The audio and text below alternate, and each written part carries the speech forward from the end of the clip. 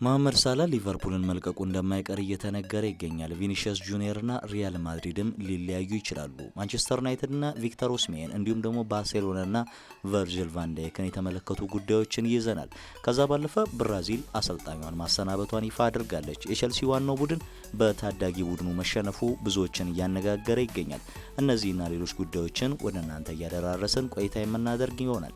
ሰላም ጤና ይስጥልን፣ እንደምን አላችሁ ውድ የዩቲዩብ ቻናላችን ተከታታዮች። የዕለተ ቅዳሜ አጫጭር ስፖርታዊ ጉዳዮችን ወደ እናንተ እያደረስን ቆይታ የምናደርግ ይሆናል። ቀዳሚ የምናደርገው ታዲያ የኢትዮጵያ ውድድሮችን የሚመለከት ጉዳይ ነው።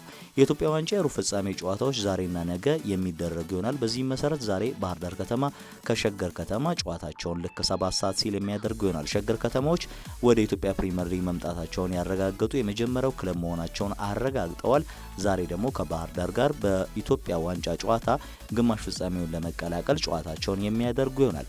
ሲዳማ ቡና ከሀዲያ ሆሳዕና ልክ ቀን 9 ሰዓት ከ30 ሲል ይህንን ጨዋታ ተከትሎ የሚደረግ ነው የሚሆነው። በነገው ዕለት መቻል ከኢትዮጵያ መድን፣ ወላይታ ዲቻ ከሐዋሳ ከተማ የሚያደርጓቸው ጨዋታዎች እዛው ሐዋሳ ላይ የሚደረጉ ይሆናል። እነዚህ ጨዋታዎች ማንን ወደ ግማሽ ፍጻሜ ያሳልፋሉ የሚለውን አብረን የምንመለከት ይሆናል።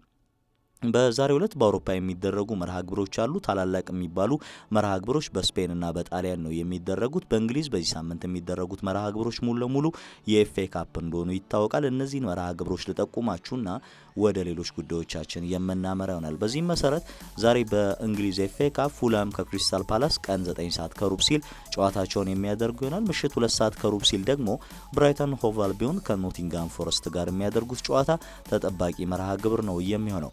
በስፔን ላሊጋ ከተጠባቂ መርሃ ግብሮች መካከል ሪያል ማድሪድን ከሌጋኔስ የሚያገናኘው መርሃ ግብር ይጠበቃል። በኤል ሳንቲያጎ ቤርናቤው የሚደረግ ነው። በተለይም ከኦሳሱና ጋር የነበረበትን ተስተካካይ ጨዋታ ማሸነፉን ተከትሎ ባርሴሎና የነጥብ ልዩነቱን ወደ 3 ከፍ በማድረግ በ63 ነጥቦች ላሊጋውን መምራት ጀምሯል። ሪያል ማድሪድ ዛሬ በማሸነፍ እንግዲህ በደረጃ ሰንጠረዡ በነጥብ እኩል በመሆን 63 ነጥቦችን በመያዝ ከባርሴሎና ጋር በእኩል ሊጉን መምራት ይፈልጋል። ያደርጉታሉ የሚለው አብረን የምንመለከት ይሆናል። ኤስፓኞል ከአትሌቲኮ ማድሪድ የሚያደርጉት ጨዋታ ቀደም ብሎ 12 ሰዓት ከሩብ ሲል ይደረጋል። ሪያል ማድሪድ ከሌጋኔስ የሚያደርጉት ጨዋታ ደግሞ ምሽት 5 ሰዓት ሲል የሚደረግ ነው የሚሆነው። በሌሎች የስፔን ላሊጋ ጨዋታዎች ሪያል ሶሲዳድ አኒዮታ ላይ ሪያል ቫያዶሊድን ሲያስተናግድ፣ ዲፖርቲቮ አላቬስ ከራዮ ቫይካኖ ምሽት 2 ሰዓት ከ30 የሚያደርጉት ጨዋታ ደግሞ ሌላኛው ተጠባቂ መርሃ ግብር ነው። በጣሊያን ሴሪያ ደግሞ የሚጠበቁ መርሃ ግብሮች አሉ። ኮሞ በስታዲዮ ጁሴፔ ሲንጋግሊያ ኢምፖሊን የሚያስተናግድ ሲሆን ቬኔዚያ የዘንድሮ ሌላኛውን አስደናቂ ቡድን ቦሎኛ ይገጥማል። ቦሎኛ አሰልጣኝ ቲያጎ ሞታን አሰናብተው ከአሰልጣኝ ቲያጎ ሞታ ጋር ተለያይተው እንግዲህ ቲያጎ ሞታ ወደ ዩቬ እንዳመራ ይታወቃል። ዩቬ ግን ለቲያጎ ሞታ ብዙ ጊዜ መስጠትን አልፈለገም፣ አሰናብቷቸዋል። ቦሎኛ ቪቼንዞ ኢታሊያኖ ከፊዮሬንቲና ሲባረር ጠብቀው ካስፈረሙት በኋላ የቪቼንዞ ኢታሊያኖ ቡድን በጥሩ ግስጋሴ ላይ የሚገኘው አሁንም 4ኛ ደረጃ ላይ ይገኛል። ያለፈው ዓመት የአውሮፓ ላይ ገድላቸውን ለመድገም የሚችሉበት እድል ያለ ይመስላል። ዩቬንቱስ አሰልጣኝ ቲያጎ ሞታን ካሰናበተ በኋላ ዛሬ ምሽት 2 ሰዓት ሲል ምሽት ላይ ማለት ነው የቀድሞ ተጫዋቹ ኢጎር ቱዶር እየመራቸው ጄኖዋን የሚገጥሙ ይሆናል። ለኢጎር ቱዶር አዲስ ታሪክ ነው የሚሆነው። ከዚህ ቀደም በዩቬንቱስ ቤት ከሊሊያም ቱራም ጋር ተጫውተው አሳልፈዋል።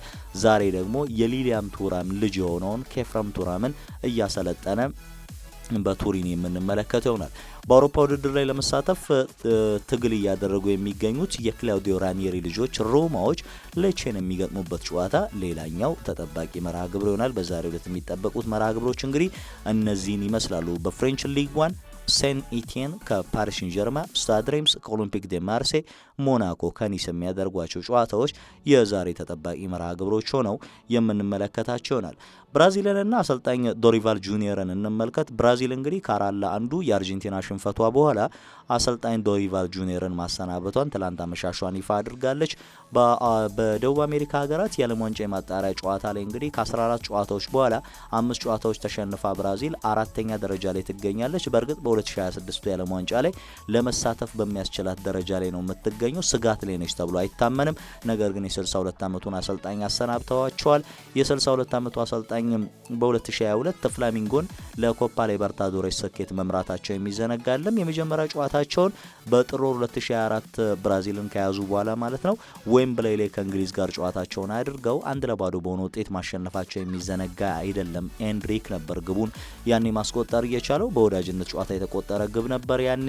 ከዛ ውጤት በኋላ እንግዲህ 16 ጨዋታዎችን አድርገው 3 ጨዋታዎችን ሲሸነፉ በ6ቱ ያቻ ውጤት አስመዝግበዋል፣ 7ቱን ማሸነፍ ችሏል። እንዲያም ቢሆን ግን የብራዚል ብሔራዊ ቡድን በእግር ኳስ ፌዴሬሽኑ አማካኝነት ሌላ አሰልጣኝ ለመቅጠር በማለሙ ምክንያት እሳቸውን አሰናብቷል። የብራዚል ሚዲያዎች እንደሚጠቁሙት ከሆነ የአልሂላሉ አሰልጣኝ ሆርጌ ሄሱስን ለማስፈረም የብራዚል ሰዎች እንቅስቃሴ ማድረግ ጀምረዋል ተብሏል። የውል ማፍረሻውንም ለሂላል ለመክፈል ዝግጁ ናቸው የሚሉ መረጃዎች ይወጡ ይገኛሉ። ከሰሞኑ የሪያል ማድሪድ አሰልጣኝ ካርሎ አንቸሎቲንም መጠየቃቸው በብራዚሎች በኩል ሲሰማ ነበር፣ ግን አልተሳካም። እሱ በስተመጨረሻም እንግዲህ ሆርጌ ሄሱስ ዳግም ወደ ሀገራቸው የሚመለሱበት እድል እንዳለ እየተነገረ ነው የሚገኘው። ፔፕ ጋርዲዮላንና ማንቸስተር ሲቲን እንመልከት። ፔፕ ጋርዲዮላና ማንቸስተር ሲቲ በዚህ ዓመት ምንም አይነት ቦነስ አይገባንም እያሉ ይገኛሉ። በዓለም ክለቦች ዋንጫ በዓመቱ መጨረሻ የሚሳተፉት ማንቸስተር ሲቲዎች በአሰልጣኛቸው አማካኝነት ትላንት በሰጡት አስተያየት ማለት ነው ዘንድሮ ጥሩ የሚባል የውድድር ዘመን አላሳለፍንም። በ2024-25 የውድድር ዘመን ለነበረን ደካማ እንቅስቃሴ ምንም አይነት ቦነስ አይገባንም ብለዋል። በውድድሩ ሩቅ መጓዝ የሚችሉ ከሆነና ጁላይ ላይ በሜት ላይፍ በሚደረገው ፍጻሜ ላይ መገኘት ችለው ዋንጫውን ማሳካት የሚችሉ ከሆነ ማንቸስተር ሲቲ በጥቅሉ 97 ሚሊዮን ፓውንድ ወደ ካዝናው ያስገባል ተብሎ ነው የሚታመነው። ነገር ግን ዘንድሮ ለነበረን አቋም ምንም አይነት ስኬት ወይም ደግሞ ምንም አይነት የጉርሻ ሽልማት የሚገባን አይደለም የሚል አስተያየታቸውን ሰጥተዋል። በ16ቱ ጥሎ ማለፍ ከውድድር ውጭ ሲሆኑ በአውሮፓ ሻምፒዮንስ ሊግ ከ2013 በኋላ ሲቲ ለመጀመሪያው ጊዜ ነው። ከዛ ባለፈ ዘንድሮ በሊጉም ጥሩ ጊዜን እያሳለፉ አይደለም። 5ኛ ደረጃ ላይ ነው የሚገኙት። በአውሮፓ ውድድር ላይ ላይሳተፉ የሚችሉበት እድል አለ በአውሮፓ ሻምፒዮንስ ሊግ ላይ። ለዛም ይመስላል ምንም አይነት ጉርሻ የሚገባን አይደለንም የሚል አስተያየታቸውን እየሰጡት። ወሌሎች ጉዳዮች እናምራና ኦሳሱናና ባርሴሎናን እንመልከት። ኦሳሱና ይግባኝ ጠይቋል። ባርሴሎና ተገቢ ያልሆነ ተጫዋች ተጠቅሟል በሚል ነው ይህን ይግባኝ የጠየቀው። ማሳለፍነው ሐሙስ እንግዲህ ሁለቱ ቡድኖች ጨዋታቸውን አድርገው ባርሴሎና ማሸነፉ የሚዘነጋለም። ታዲያ ኢኒጎ ማርቲኔዝን ተጠቅመዋል ባርሴሎናዎች ብለዋል ኦሳሱናዎች። ዋነኛ የመከራከሪያ ነጥባቸው ደግሞ በፊፋ ሕግጋት መሰረት አንድ ተጫዋች ለሀገራት ጥሪ ቀርቦለት እንግዲህ ሲመለስ ከ5 ቀናቶች በኋላ ነው ጨዋታዎችን ማድረግ የሚችለው። ነገር ግን ያን ያህል ቀን ሳይቆጠር ኢኒጎ ማርቲኔዝን ተጠቅመዋል የሚል አስተያየታቸውን ነው የሰጡት ክሳቸው ላይ። ነገር ግን በባርሴሎና በኩል እየተሰማ የሚገኘው ነገር ደግሞ ምንድነው? ተጫዋቹ ወደ ስፔን ካምፕ ያምራ እንጂ ጉዳት በማስተናገዱ ምክንያት በጉዳት ከቡድኑ ስብስብ ውጭ ሆኗል። በዚህም ምክንያት በስፔን ስብስብ ውስጥ እንደተጫወተ አይቆጠርም የሚል መከራከሪያ እያቀረቡ ነው። ክሱ ብዙም እንዳላሰጋቸውም በእነሱ በኩል ነው እየተነገረ የሚገኘው። በቀጣይ የሚፈጠረውን ደግሞ አብረን የምንመለከት ይሆናል። ሃሪ ሬድናፕን እንመልከት። አሁን እድሜያቸው እየገፋ ይገኛል። የቀድሞ የቶተንሃም አሰልጣኝ ነበሩ። ሃሪ ሬድናፕ 78 ዓመታቸው ላይ ነው የሚገኙት። ታዲያ ስለ ቶማስ ቱኸል አስተያየታቸውን ሰጥተዋል። ቶማስ ቱኸል የጀርመኖች ሰላይ ይመስለኛል የሚል አስተያየታቸውን ሰጥተዋል። ጀርመናዊ አሰልጣኝ አዲሱ የእንግሊዝ ብሔራዊ ቡድን አሰልጣኝ ሆነው ከተሾሙ በኋላ የመጀመሪያ ጨዋታቸውን አልባኒያና ላቲቪያን ገጥመው ማሸነፋቸው የሚዘነጋ አይደለም። ታዲያ በጋርዲያን ከዘ ጋርዲያን ጋር በነበራቸው ቆይታ ላይ አስተያየታቸውን የሰጡት ሃሪ ሬድናፕ የጀርመን ሰላይ ይመስለኛል። ልብ ብላችሁ ከተመለከታችሁት ልክ እንደ ሎርድ ሃውሃው በጦር ሜዳ ላይ እንዳለው ሎርድ ሃውሃው ነው የሚመስለኝ በማለት ነው አስተያየታቸውን ሰጥተዋል። ወታደሮቻችንን በሙሉ ለነሱ አስረክበናቸዋል፣ ይሄ ብዙም ደስ አይልም የሚል አስተያየታቸውን ጭምር ነው የሰጡት። ዊሊያም ጆይስ ይባላል። ሎርድ ሃውሃው እየተባለ ነው በጦርነቱ የሚታወሰው። በተለይም በዩናይትድ ኪንግደም የናዚን ፕሮፓጋንዳ በሁለተኛው ዓለም ጦርነት በማስተዋወቅ የሚታወቅ ሰው እንደሆነ ይታወቃል። ለሁሉም ሬድናፕ እንግዲህ በጉዳዩ ዙሪያ አስተያየታቸውን እንዲሰጡ ተጠይቀዋል። በቢቢሲ ምንም አይነት አስተያየት አልሰጡም። ምናልባትም ይህ ንግግራቸው ግን አሁን ላይ ብዙዎችን እያነጋገረ እንደሚገኝ ማንሳት እንችላለን። ቸልሲን እንመልከት። ቸልሲ ከ21 ዓመት በታች ቡድኑ ጋር በነበረው ጨዋታ ዋናው ቡድኑ ማለት ነው 3-0 በሆነ ውጤት ተሸንፏል ተብሏል። ይህም ቡድኑ ሊያገኘው የሚገባውን የተጫዋቾች የረፍት ጊዜ እንዲያጡ አድርጓቸዋል ነው የተባለው። እንዲያም ቢሆን ግን መልካም ዜናዎች እንዳሉ ተነግሯል።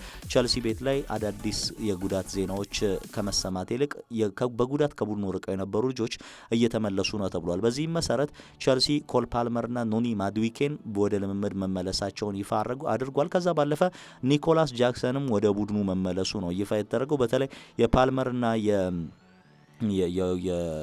የኖኒ ማዱዊኬ እንዲሁም ደግሞ የጃክሰን መመለስ ወሳኝ ነው ተብሏል። ከ52 የፕሪሚየር ሊግ ጎሎቹ መካከል የቸልሲ ዘንድሮ ጎሎች ውስጥ 30 የሚደርሱት ጎሎች የተቆጠሩት በእነዚህ ሶስት ተጫዋቾች እንደሆኑ ይታወቃል። ስለዚህ ተጫዋቾቹ በተጎዱበት ጊዜ የቡድኑ ከፍተኛ ግብ አስቆጣሪ ሆኖ የቀረው የግራ መስመር ተመላላሹ ማርኮ ኩኩሬያ እንደሆነ ይታወቃል በ4 ጎሎች። አሁን ያንን ችግር የመቅረፍ ግዴታ እንዳለባቸው ነው የተነገረ የሚገኘው። ወደ ዝውውር ጉዳዮችና አምራና መጀመሪያ ላይ የምናነሳው ሪያል ማድሪድና ቪኒሺየስ ጁኒየር ነው። ሪያል ማድሪድ ከቪኒሺየስ ጁኒየር የኮንትራት ማራዘሚያ ጉዳይ ላይ ንግግር ላይ እንደሚገኝ ይታወቃል። ነገር ግን በቪኒ ጁኒየር አፕሮች ምክንያት ደስተኛ አይደሉም። በዚህ ምክንያት የተሻለ ገንዘብ የሚያቀርብላቸው ክለብ ካለ ሊለቁት የሚችሉበት እድል እንዳለ የሚጠቁም መረጃ ፉትቦል ትራንስፈር ይዞ ወጥቷል። ምናልባት እነዚህ መረጃዎች ጭምጭምታ መሆናቸውን መዘንጋት የለባቸውም ውድ አድማጮች። ማንቸስተር ሲቲ በበኩሉ ሪያል ማድሪድ ጁድ ቤሊንጋምን ከማስፈረሙ አስቀድሞ ፔፕ ጋርዲዮላ ጁድ ቤሊንጋምን እንዲያስፈርሙለት ጥያቄ አቅርቦ ነበረ። ነገር ግን ያ ጥያቄ በክለቡ ውድቅ ተደርጎባቸዋል። ተጫዋቹም ሪያል ማድሪድን መምረጡ ይመስላል ውድቅ እንዲሆን ያደረገው ተብሏል። ታዲያ አሁን የባየር ሊቨርኩሰኑን ፍሎሪያን ቪርትስን ለማስፈረም ፍላጎት አላቸው ተብሏል። ዲፌንሳ ሴንትራል ነው ይሄንን መረጃ ይዞ የወጣው። ዝውውሩን ያሳኩታል አብረን የምንመለከት ይሆናል። ፊቻጄስ ያልተጠበቀ መረጃ ይዞ ወጥቷል። ባየር ሙኒክ የሊቨርፑልን የፊት መስመር ሰላፊ ኮዲ ጋክፖን ለማስፈረም 90 ሚሊዮን ዩሮ ወይም 75.3 ሚሊዮን ፓውንድ አቅርበዋል እየተባለ ይገኛል። ሊቨርፑሎች ዳርዊን ኑኔዝንም ሊያጡ ይችላሉ።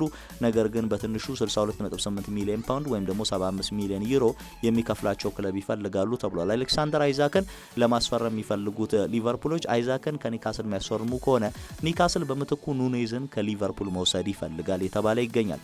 አርሰናል፣ ሊቨርፑልና ኖቲንጋም በአንድ ተጫዋች ላይ ፍላጎት አላቸው ተብሏል። ይህ ተጫዋች የኡዲኒዜው አወዛጋቢ አጥቂ ሎሬንዞ ሉካ ነው ተብሏል። ዘንድሮ ፍጹም ቅጣት ምት ኡዲኒዜ ባገኘበት አጋጣሚ ከአምበሉና ከቡድኑ ዋና መቺ ፍሎሬንት ታውቭን በመንጠቅ ፍጹም ቅጣት ምቱን መጥቶ አስቆጥሮ ነበር። ነገር ግን ተጫዋቾች ለአምበሉ እንዲሰጥ ቢጠይቁትም እምቢ በማለት ራሱ ነበር ፍጹም ቅጣት ምቱን ያስቆጠረው። በኋላ ላይ ደስታውን ሲገልጽ አንድም ተጫዋች አጠገቡ አልነበረም። ወዲያውም ተቀይሮ እንዲወጣ ነበር የተደረገው። ታዲያ ይህንን ታዳጊ ተጫዋች ለማስፈረም ሶስቱ የእንግሊዝ ክለቦች ፈላጊ ናቸው ተብሏል። አርሰናል፣ ሊቨርፑል እንዲሁም ኖቲንጋም ፎረስት።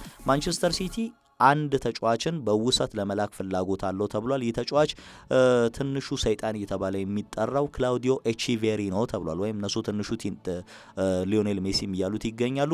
ወደ ላትሲዮ በውሰቱ ሊልኩት ይችላሉ ተብሏል። ከዛ ባለፈ ማሪዮ ጊላን ከዛ ለማስፈረም ፍላጎት አላቸው ነው የተባለው። የ24 ዓመቱ የመሀል ተከላካይ ተሰላፊ የሆነው ማሪዮ ጊላን ለማስፈረም ክላውዲዮ ኤቺቬሪን በውሰት ወደ ጣሊያን ይልካሉ ተብሏል። ለማሪዮ ጊላ ከፍ ያለ ገንዘብ ሊከፍሉ እንደሚችሉም እየተነሳ ነው የሚገኘው። ፓሪስ ሴን ጀርማ ራንደል ኮሎሙዋኒ አሁን በውሰት ዩቬንቱስ ቤት ነው የሚገኘው። ወደ ፈለገው ክለብ እንዲሄድ መብት ወይም ደግሞ ፍቃድ ሊሰጡት እንደሚችሉ የተነገረ ይገኛል። አርሰናል፣ አስቶን ቪላ፣ ቸልሲ፣ ሊቨርፑል፣ ኒካስል ዩናይትድ፣ ቶተናም የልጁ ፈላጊ ናቸው ተብሏል። ታዲያ የተለያዩ መልማዮችም ወደ ቦታው እያመሩ የዩቬንቱስን ጨዋታዎች እየተመለከቱ ይገኛሉ። በዩቬንቱስ ሕይወት እንደተመቸው ማንሳት እንችላለን። ከዛ ባለፈ ማንቸስተር ዩናይትድና አሌሃንድሮ ጋርናቾን እንመልከት። አሌሃንድሮ ጋርናቾ ዘንድሮ በሩበን አሞሪም ፕላን ውስጥ መጀመሪያ ሰሞን ላይ እቅድ ውስጥ አንድ አካል እንዳልሆነ ይታይ ነበር። በኋላ ላይ ግን አሁን የሩበን አሞሪም ፌቨራይት ተጫዋች እየሆነ እየመጣ እንደሆነ እያየን ነው። ነገር ግን ከማንቸስተር ዩናይትድ የፋይናንሻል ቀውስ አንጻር አሌሃንድሮ ጋርናቾ አሁንም በክረምት የዝውውር መስኮት ሊሸጥ የሚችልበት እድል እንዳለ እየተጠቆመ ነው የሚገኘው። ኒካስል ዩናይትድ ኢንኬዝ በአመቱ መጨረሻ የቡድኑ ወሳኝ አጥቂያቸውን አይዛክን የሚያጡ ከሆነ የሊሉን የፊት መስመር ሰላፊ ጆናታን ዴቪድ ለማስፈረም ፍላጎት አላቸው ተብሏል። ቸልሲ፣ ሊቨርፑል፣ ማንቸስተር ዩናይትድ፣ ቶተናም፣ ዌስትሃም እንዲሁም ደግሞ አትሌቲኮ ማድሪድ፣ ባርሴሎናና ኢንተር እንዲሁም ዩቬንቱስ የተጫዋቹ ፈላጊ ናቸው። ይሄ ሁሉ ክለብ የዚህ ተጫዋች ፈላጊ ለመሆኑ ዋነኛው ምክንያት ደግሞ ተጫዋቹ በነጻ ዝውውር ሊገኝ የሚችል መሆኑን ተከትሎ እንደሆነ እየተነገረ ነው የሚገኘው። የትኛው ክለብ ይሳካለታል አብረን የምንመለከት ይሆናል። ባርሴሎና በክረምት የዝውውር መስኮት ቨርጂል ቫን ዳይክ በሊቨርፑል ቤት ኮንትራቱን ማያራዝም ከሆነ ተጫዋቹን ለማስፈረም ፍላጎት አላቸው የሚሉ ሪፖርቶች ከወደ ስፔን እየወጡ ይገኛሉ። ኢንተር ሚላንም የተጫዋቹ ፈላጊ እንደሆነ እየተነገረ ነው የሚገኘው። ሞሳላ የትሬንት አሌክሳንደር አርኖልድን ፈለግ በመከተል በነፃ ዝውውር ሊቨርፑልን ለመልቀቅ ከጫፍ ስለመድረሱ የግብጽ ሚዲያዎች ትላንትና እየዘገቡ ነው የሚገኘው። ምንም አይነት ኮንትራት የማራዘም ፍላጎት የለውም ተብሏል። ከዛ ባለፈ ቪክተር ኦስሜንን እንመልከት። ቪክተር ኦስሜን ወደ ሳውዲ ፕሮ ሊግ ማምራት አይፈልግም። ምክንያቱ ደግሞ በእንግሊዝ እግር ኳስ ለመጫወት ፍላጎት አለው ነው እየተባለ የሚገኘው። ቸልሲና ማንቸስተር ዩናይትድ ፈላጊዎቹ ናቸው። አርሰናል፣ አስቶን ቪላና ኒካስልም የናፖሊው የፊት መስመር ሰላፊ ፈላጊ ናቸው ተብሏል። አሁን በውሰት በጋላታሳራይ ቱርክ ይገኛል። 20 ጎሎችን በማስቆጠርም የተርኪሽ ሱፐር ሊግ ከፍተኛ ግብ አስቆጣሪ እንደሆነ የሚታወቅ ጉዳይ ነው። ተጫዋቹ መዳረሻው እንግሊዝ ይሆናል። አብረን የምንመለከት ይሆናል። ማንቸስተር ዩናይትድና ኮቢ ማይኖን የተመለከተን እንደሆነ ማን ዩናይትዶች ኮቢ ማይኖን ሙሉ ለሙሉ የመሸጥ ፍላጎት የላቸውም። ነገር ግን ደግሞ በኮንትራት ውይይት ላይ ተጫዋቹ የሚጠይቃቸው ገንዘብ ከፍተኛ ከሆነ ደሞዙ ላይ ማለት ነው ልጁን ለመልቀቅ ዝግጁ ስለመሆናቸው ቲባር ፉትቦል ይዞት የወጣው መረጃ እያሳያል። ሁሉም አብራችሁን ስለነበራችሁ እጅግ አድርገን እናመሰግናለን። ለዕለተ ቅዳሜ ያዘጋጀንላችሁ አጫጭር ስፖርታዊ መረጃዎቻችንም እነዚህን ይመስላሉ። የዩቲዩብ ቻናላችንን ላይክ፣ ሼር፣ ሰብስክራይብ እንድታደርጉ ከወዲሁ በመጋበዝ መልካም ጊዜ ተመኘውላችሁ። ሰላም።